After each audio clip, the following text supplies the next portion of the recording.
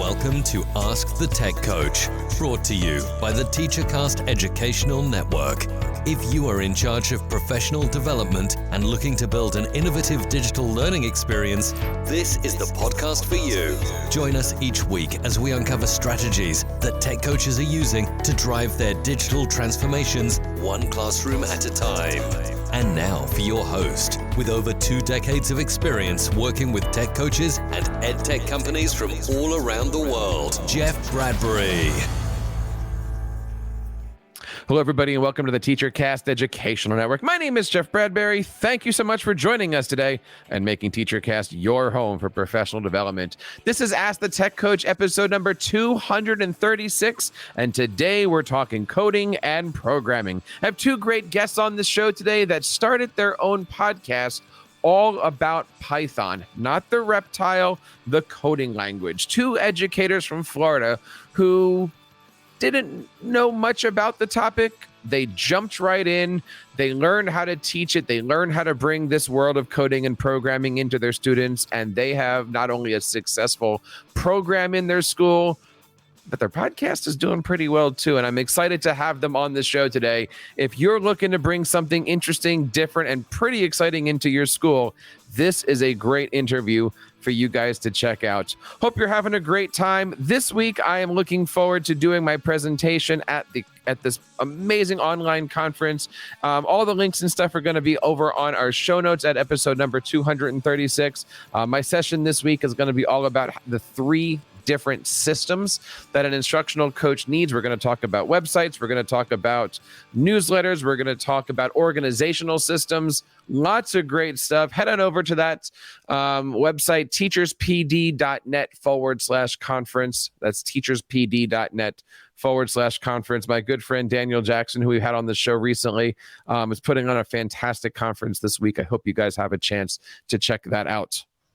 Also want to remind you that our Instructional Coaches Network is going strong. We are more than 1,400 instructional coaches, and we want you guys to be a part of that too. Head on over to askthetechcoach.com and hit the button on the bottom of the page. Join our Instructional Coaches Networks. We got a great one over on LinkedIn, a big one over on Facebook.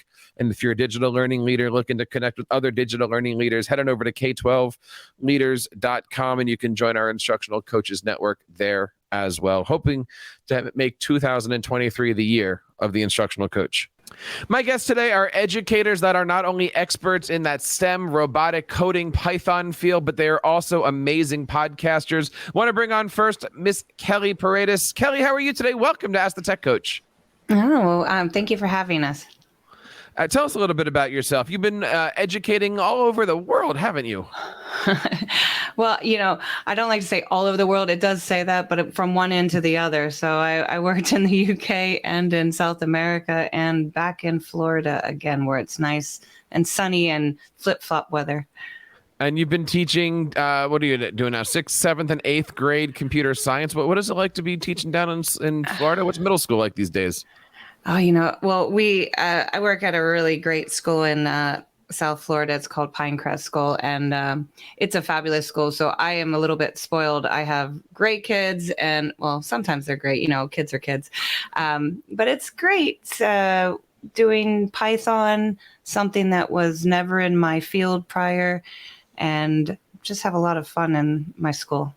What got you involved in computer science and computer education? What made you go into those different topics? Oh, nothing. It was like back in 2003 in England, I started getting into tech and tech in general and just becoming a tech coach.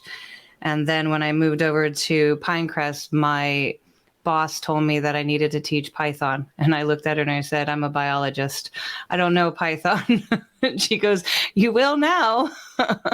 And I went away for the summer and studied for about 2 months and came back and taught Python really poorly, but it was a lot of fun. And we learned as I went. And Sean actually was there with me learning Python, but a little bit more knowledgeable in code. And it was a great fun, just struggling and learning with the kids. And that's how I got into being a coder. Well, you mentioned Sean. Let's bring him on to the podcast today. Sean Tiver, how are you today, Sean? Welcome to Ask the Tech Coach. Well, thanks, Jeffrey. It's great to be here. I'm happy to be chatting with you all and talking about some of the fun that we've had as teachers and coaches over the years. And you're also an educator from Florida. You said that you've moved over to the dark side a little bit. We can talk a little bit about that later. But I got to ask, only because I'm sitting here staring at one of my new adventures, a 3D printer nut. What does that mean, Sean? I like to think of it as basically squeezing plastic onto a plate. And if you do it enough and lift it up a little bit each time you do it, it turns into some magical stuff. So I've started off with a 3D printer. I think Kelly saw me tinkering with one in the back of the classroom for the better part of a year, that first year of teaching. And I've now graduated into running one in my garage and even playing around with designing some of my own 3D printed parts and having some fun with that as well. So we are definitely going to have to be discussing this a little bit today, but we will definitely make a full show out of this. First of all, thank you. Go ahead. I was to say you have to ask, you have to find out how he printed the parts that go together, and you have that moving 3D printing. I have a Christmas tree that pops up from a flat thing, so this definitely should be on your list of conversations. And a snake that moves, reticulated. Is that correct? Yep, it all prints in place, and when you pull it off the bed, it kind of pops open almost like a spine, and you can flex it around. It's really a lot of fun. Usually we say all the links are in the show notes, but I think today we're going to make sure that there's G-code files in all of the show notes here. Nice. And if you don't know what that means, that's okay. That's all 3D printer talk that I right now have no clue what I'm talking about. I'm sitting here printing out nameplates for my kids' desks right now, and they're very basic. Every time I take one of these things off, I pop letters off of it. It's a learning experience, people. But anyway, thank you guys so much for coming on the show today. I'm excited to talk about this. December, we celebrated Hour of Code. We celebrate a computer programming month. I'm always afraid that teachers, school districts, coaches even, literally do an hour of code and then they say, look, it's January and moving on. But I'm just one of those that believes that, bringing in a little bit of computer science in any form is important. How do you guys bring computer science into your class? Obviously, Kelly, you've been teaching with Python, you're doing this, but you said you had to get started somewhere. So what should we be teaching our students these days? Oh, well, I'm a little bit biased, so I'm going to say Python just because that's where it's at in the future. Currently, if you are not familiar with ChatGPT, that's run on Python. Data science, everything in there. How do we get it into the class? However we can get it into the class. And that's with working with teachers. We have some stories on that of how we've incorporated coding with the classroom, but you just got to start. You just have to have that admin, that school, that mindset that this is where the innovation happens. This is where our kids need to be. And especially kids in middle school, that's not very common, especially in the States, for kids to be coding full scripting language at 11 years old. But it takes a mindset of someone's just going to do it. And most of us in the teaching realm are not developers. Otherwise, we'd be sitting in garages and coding on the dark side. But, we try, we fail, we learn, just like with you learning your 3D printer and your skills for that. It just takes some time. And I would add to that, the secret to all of this is that the first thing you do, the first code you write is probably going to be terrible. Right? The first experience teaching coding is going to be terrible.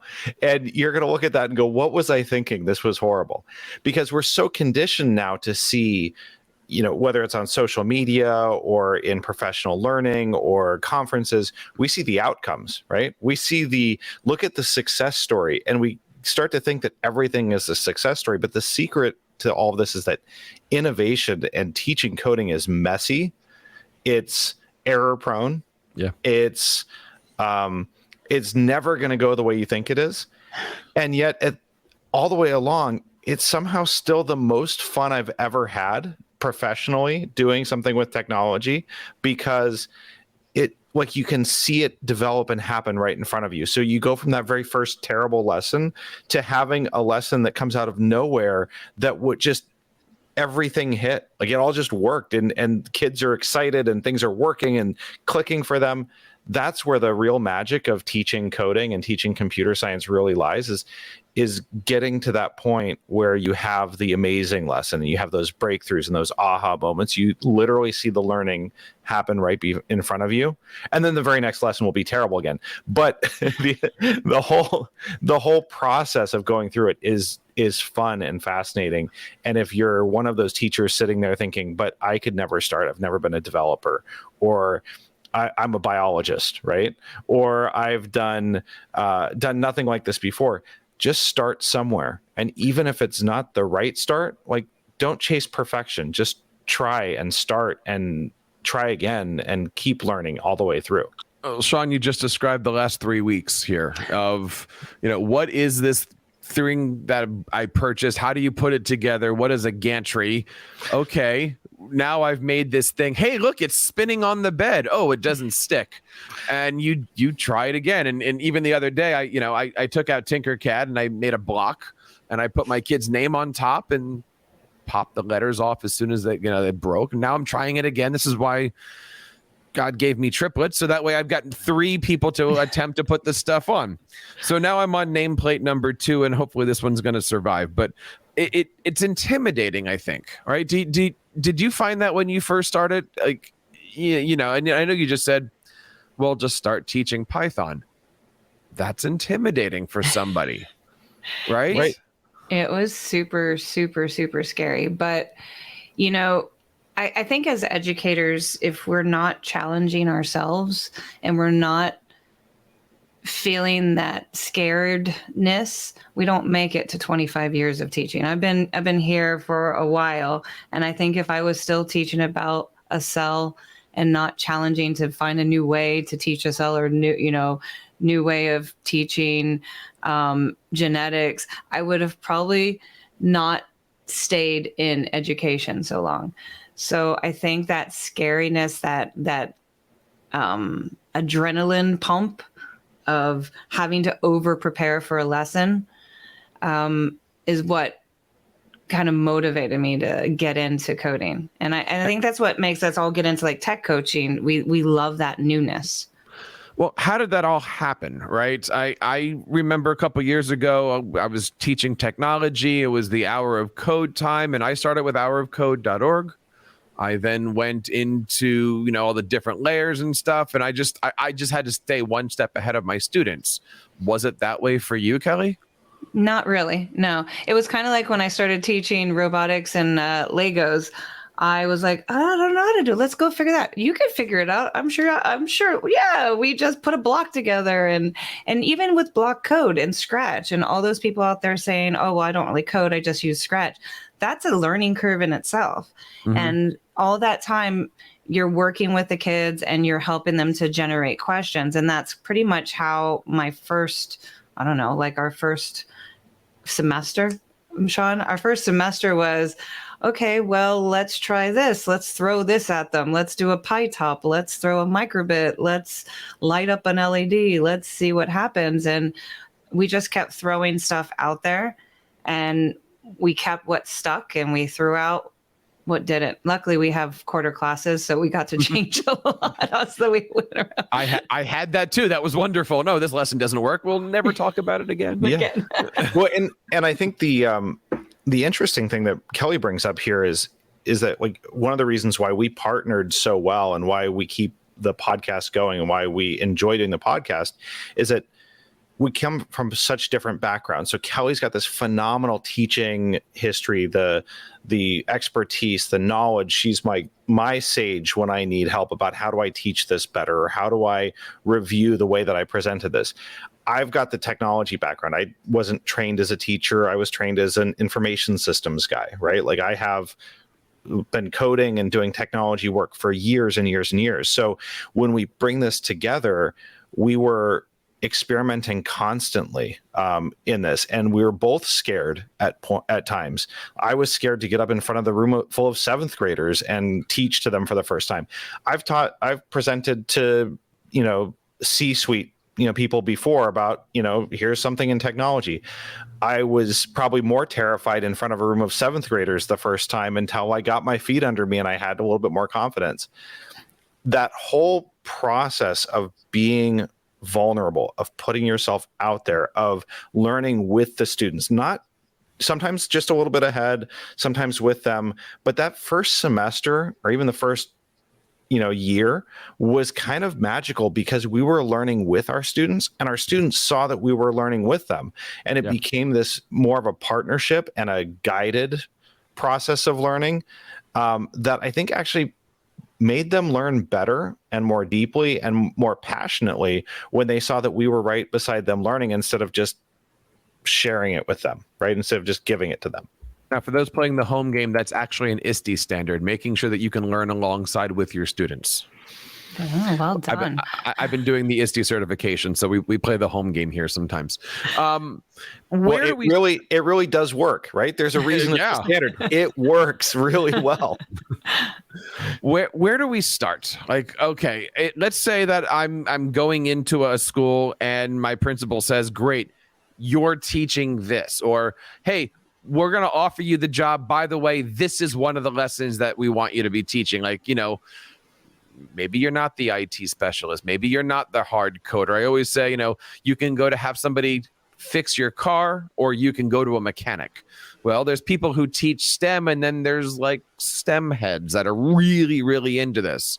How do you put yourself in a position where, you are successful in those first couple of weeks? Because one of the sides is that teacher, but I also want to ask it of you as a coach. How do you support a STEM education program if as a coach, you don't quite yet have a STEM mindset or an NGSS background? How do you get started on both sides, the coach and the teacher? Well, I'm gonna jump in on this one, Kelly. Please. I want to start from the tech side, and then I'm gonna let Kelly start on the teaching side. So on the tech side, here's what you do. And you can do this right now while you're listening to the show. You go to a web browser and you type in replit.com. And it's going to bring up a website where you can start to code in your web browser. You're going to say, "I want to code in Python." And when you do that, okay, what you're going to type in that window that shows up with all the code, and it's going to be okay. Like if you're a little intimidated right now, it's going to be okay. You type in print, and then you put a parentheses and a quote, like a double quote, and you type "hello world." You add another quote, double quote, and a parentheses to close it at the end. So at the end, like when this is all finished, it says print, parentheses, and then in quotes, "hello world," and another parentheses to end it. Okay? And then you hit run. And you have written your very first line of Python code, right? And as I like to remind people, if you write code, you are a coder. So if you can do this, you are now a coder. You have broken through that first barrier, the most important one, which is going from being a non-coder to being a coder. And you may say, "Sean, that's really nothing. That's just printing hello world. It says hello world when I'm finished." But then what you do is the next step. You change it from saying hello world to saying something else, and you try it. And maybe it doesn't work, or maybe you get an error message or whatever. Google that. Learn about it. What happened? What do I need to do differently? Maybe I hit the undo key until I get it working. Maybe I go Google, how do I print hello world in Python? But the important thing is that you take that step. Okay, so it's intimidating to take that step, but if you do it, and I just described it in a minute or two, you are now a coder. You've broken through to the other side. And then you write your next line of code and your next line of code and your next line of code. And it's just one step after another. And then once you've written 5 or 6 lines of code, you go teach a kid how to do that. Show them, like, here's what I did, right? Or get a whole classroom of kids to do it and have them everything go horribly wrong and figure out why did it break, right? That's the gateway to teaching computer science. And you just keep doing that. And you keep learning about it and you keep finding new ways to do it. That's all it takes to start from the technology side of this. Yeah. Well done. We say it's like it's that blank canvas in art. We're so scared to put that first pencil or that first piece of, swatch of paint, it's scary. But once you do that print hello world, it's on. My advice on a teacher side is plan out how you would teach a lesson, right? You would ask that big question. What do I want to do? What is it? What is that ask? What would be a cool thing that I could probably work towards? And you design it sort of like my unit, and you think about how much time do you want to give for that unit? Do I want to spend a week? Do I want to make it a year goal? Do I want to make it a semester goal? What do I want to do at the end of that? And you can work backwards with asking the questions like, okay, so I want to make a rock, paper, scissors game. What do I need to do to make a rock, paper, scissors game? Well, I need to know the rules of rock, paper, scissors. Okay. I need to figure out what goes first. And I have to work back through all those questions. And as you're working back through those questions, you have now a searchable moment. And from that time, I would say get onto a PLN. And if you're not on Twitter, get on Twitter. And well, Twitter's kind of dying, but Mastodon or Twitter. A lot of Pythonistas, and that's what you call yourself when you code in Python, or Pythonistas. A lot of them are on Mastodon and Twitter at the same time, kind of waiting for it to. We're not going to talk about that. Anyways, so get yourself sort itself out. Yeah. Sort itself out. Get yourself on PLN and, hashtag Python, ask a question, because if you have ever had a loving tech coach by your side to help you make mistakes, that's what the other Python community members are for all of us in the world of Python.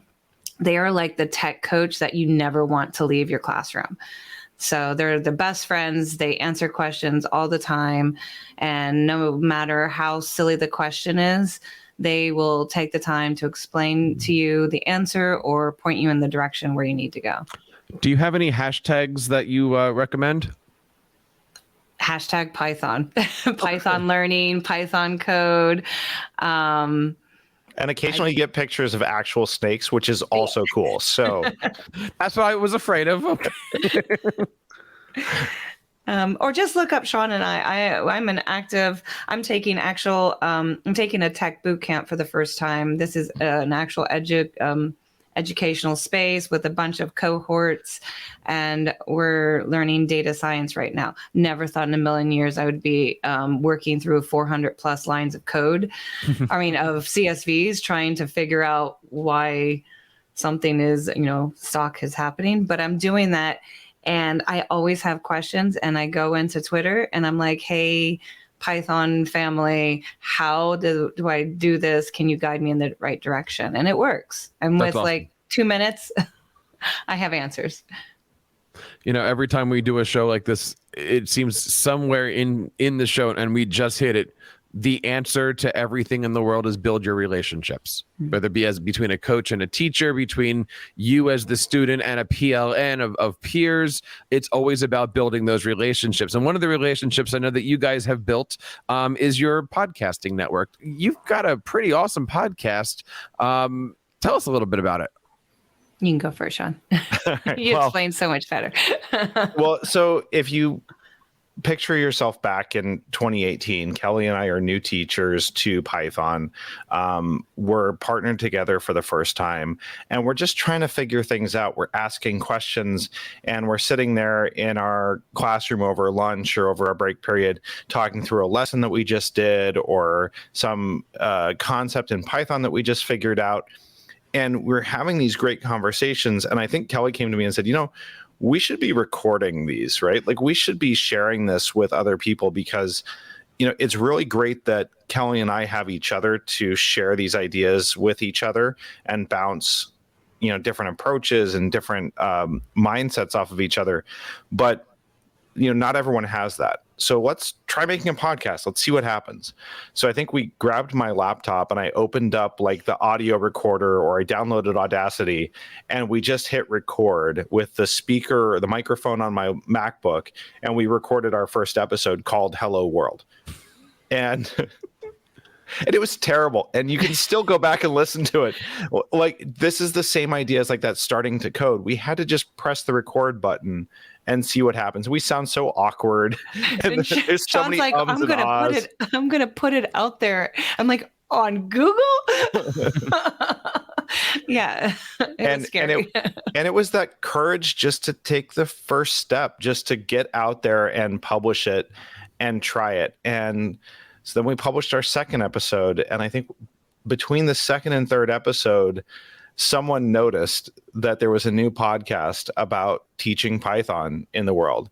And that was on the Python Bytes podcast, which is one of the most popular weekly kind of news and updates in this Python space. And they said, hey, there's a new Python podcast out there. Here's the link to it.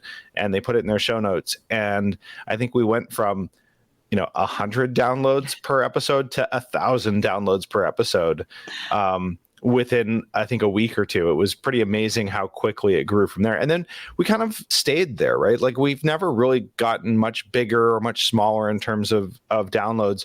We've got a pretty loyal following. They continue to listen to us. And the best thing for me, at least, has been the opportunity to get better at our craft with Kelly. But then also to meet people and to have these great conversations with people that I don't think we would have gotten a conversation with otherwise if we didn't have a podcast. That is awesome. I love that story of just hitting the play button, just getting it together. Tell us where we can find out all the information about your show. Well, you can follow us at teachingpython.fm, and then Sean can go through all the links. I mean, that's about it. Find us there on our website, teachingpython.fm. He's the one that spiels everything out. We're everywhere. Spotify, everywhere. Apple Podcasts, pretty much any podcast player you can think of, we're on there. We also have a LinkedIn page now. Kelly's been working really hard to get more content there. So if you're on LinkedIn looking at your professional news, that you could see some things from us. So those are the basic places to find us. We've always tried to do more with our blog and to have more content there. We've started live streaming more of our episodes. But really the heart and soul of everything is the podcast. And we publish about every 1 to 2 weeks roughly, and sometimes slows down in the summer or during a holiday break or when we're just ridiculously busy, but we just keep coming back to it. Yes. And I just want to throw out there, it's not all about code on our podcast. I want to make sure that tech coaches understand that this is, we're really passionate about cognitive learning and learning to learn. We've had Barbara Oakley on the show. If anyone knows about her, she's amazing. Will Richardson, we've had on the show. He's a change agent. And then just so many great people that just talk about that passion of how to learn. So when you're getting started, as we all are at some point, we're always looking for things. We had already talked about your amazing podcast. We talked about different Twitter hashtags and stuff. What are the websites out there that we should go to? Are there any suggestions for YouTube channels, anything like that? And we'll try to put some of these links and stuff in our show notes here over at episode 236. But where do you guys go to learn? Where do you go for inspiration? What's always bookmarked for you? Well, I'm going to put a plug in for our friends Bob and Julian, who have PyBites at Code Challenges. They worked with us. They're developers who we said to them, listen, this would be a great platform for kids if you write up newbie bites. And newbie bites, literally, you can take these newbie bites and start learning from the hello world and work through all 25 concepts that are your basic concepts in Python. And rumor has it that they're going to actually produce some PDF version of it and put it on teacher pay teacher kind of thing for not a lot of money, but to have it out there. That's a rumor. You didn't get it from me. I'm just kidding. Real Python. Sean wants to talk about that. I love Real Python as well. That's a great place. That one is paid for. Both of those are paid for, but They do offer some free content. I think the 10 intro bites on code challenges are free. Real Python has a lot of their articles available for free. Their video topics tend to be more of their paid content. But I think in terms of just finding inspiration and finding how to do things, Real Python has always been a really high quality source of learning and inspiration for us as we've gone through our journey of getting better at coding. And Python morsels are really nice too. That's I don't know the exact web address, but Python morsels is a great learning from basics to complex. And then of course I am a course junkie, like Udacity, Udemy, all those that I take.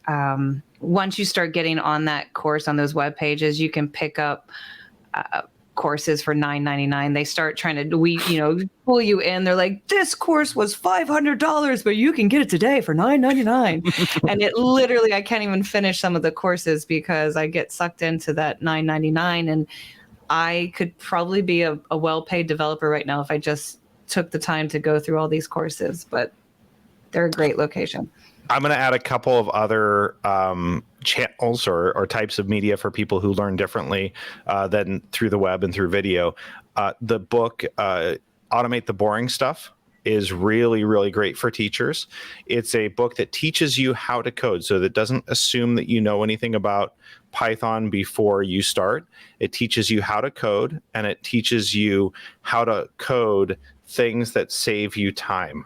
So the stuff that's really boring in your job, like I have to go through a spreadsheet and send a bunch of emails, or I have to maybe make a seating chart or something like that, you could automate that with code. And I've always found that to be really fascinating and engaging because it helps me make the boring parts of my job more interesting. And there's a whole book focused around that. I'd also like to put a plug in. I know it's a bit dated now. I think they were on Python 3.6, which is pretty old now, but Socratica on YouTube is has a whole course on Python, and I find it hilarious. And Kelly always rolls her eyes at me. I find it hilarious because the woman that they have that's teaching it is trying to do it as though she were an AI or a robot. So she's a professional actress doing this in a very robotic but incredibly dry sense of humor all the way through. And I just find it amazing. So that's another one that I really like for just going through basic concepts. And it's pretty well segmented into different channels. And sorry, one more for your tech coaches. Sorry, I got so much stuff. If you haven't heard of the BBC Microbit, go to the BBC Microbit. They have a brand new online editor that literally you don't even need to know how to code because they've written it completely up for you. And that is mostly because in the UK, they're having the same problem as well, as they want to have coding in the schools, but there are not enough coders out there to teach these lessons. So the BBC has worked really hard in putting all the concepts of Python in a nice, beautiful package that gets used with the BBC Microbit. And you'll see all those things that you can do with the Microbit. I'm sure people have seen it with block coding. And as we're going through this, I'm making sure to take all the links. They're in our show notes. Again, this is episode number 236. Sean Kelly, I'd love to have you guys come back on and do a part 2 of this because I've just got so many different questions. And, again, we're going to do a 3D printer episode sometime soon, Sean. So please come on and we can talk all about that stuff. We talked about your show. We talked about your website. Where do we find you on social media? Kelly, how do we get in touch with you? I'm at Kelly Paredes and always on LinkedIn. So I love posting on LinkedIn. It's like my journal. And I probably do LinkedIn for myself and not for anybody else, but that's where I save all my resources. And that's where I do a lot of reflection and about everything. Nice. Sean, how do we find you? Best place to find me is on Twitter. I'm at smtiber there, and I'll make sure we can pass on the link to my profile. I tend to be heads down coding a lot, so just mention me and it'll pop up and I'll reply to you. But I am posting there infrequently, but a lot of the stuff that I do is, here's a bit of code that turned out kind of cool, or here's some tech that I find interesting. And I also like to engage in a lot of conversations there. So jump in and start chatting. I definitely recommend reaching out to Sean and Kelly, but just know that if Sean doesn't get back to you right away, it's because he's fixing my 3D printer issues. Guys, thank you so much for coming on. And, I want to say thank you guys out there for taking the moment to listen to this. Computer programming, computer science, Python. These are all important topics, not just as an educator, not just as a student, but also as a coach, to be able to know about these things, help support your stuff. If you have any questions about this, please feel free to reach out to us. You're always here to help, and you can always join our Instructional Coaches Network. Head on over to AskTheTechCoach.com, scroll on down to the bottom, and join over 1,400 instructional coaches. We are all here to help each other, and we are here to support you guys. So that wraps up episode number 236 of the Ask the Tech Coach podcast. Hope you guys had a great time. On behalf of Kelly and Sean and everybody here in the TeacherCast Educational Network, my name is Jeff Bradbury, reminding you guys to keep up the great work in your classrooms and continue sharing your passions with your students. You've been listening to Ask the Tech Coach, hosted by Jeff Bradbury of the TeacherCast Educational Network. Please reach out to the show with all of your questions on Twitter at AskTheTechCoach or online at www.askthetechcoach.com. Be sure to subscribe to our podcast so you don't miss any future episodes. And please take a moment to write a review in the App Store.